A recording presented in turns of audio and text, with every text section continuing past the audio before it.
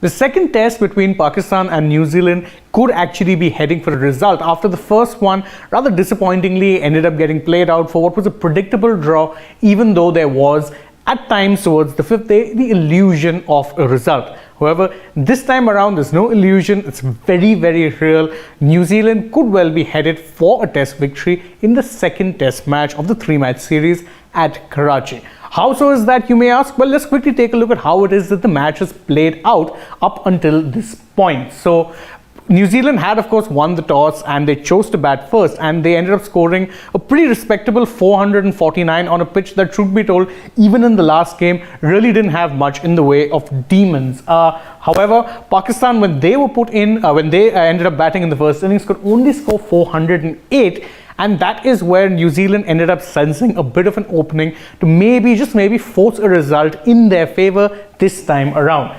That is because in the second innings, they ended up playing in pretty relatively quick fashion and were pretty aggressive with their batting, and thus were able to put 277 for 5 on the board in the second innings, at which point New Zealand captain Tim Southee declared, which meant that Pakistan now had 319 runs to actually win the test match. And that's actually a pretty stiff chase, to put it politely, and they didn't end up making the best of starts to said chase because, well, despite only having to face 3 overs on the day, they ended up facing 2.5 overs, and in those 2.5 overs scored no runs and ended up losing 2 wickets, including that of a night watchman. So, I mean, not exactly the best of starts when you're looking at it, and 2 wickets down, no runs on the board, chasing 319, ball still very new because, again, as I said, only 3 overs were bowled, and New Zealand, quite frankly, would be fancying their chances of taking a 1-0 lead going into the final test match of this series. Now, obviously,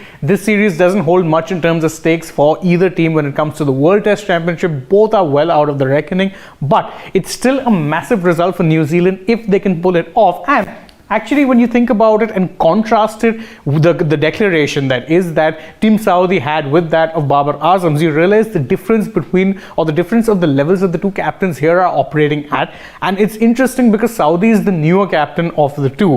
When Babar declared that last in the 4th innings in the first test match, he left New Zealand with about close to 140 runs to win, and they had to do it in 19 overs. So in essence, he told them that, look, you go out there and play a T20 style innings and there's a chance that you could very well end up victorious. But was it realistically possible that Pakistan could have actually gotten 10 wickets in that time period? The answer, really speaking, when you think about it, is no. Quite simply because, well, what happens here is that even if New Zealand had thrown away a couple of wickets, they might just have chosen to actually bat conservatively and then actually play out the draw. But that's not what happened. They did actually go attackingly, but in the end the runs was just too many. But the key thing is there that even though Babar's declaration at the time seemed a sporting one or well timed, it actually wasn't, because it left Pakistan no time to actually win the match when it comes to taking 10 wickets in the 4th innings.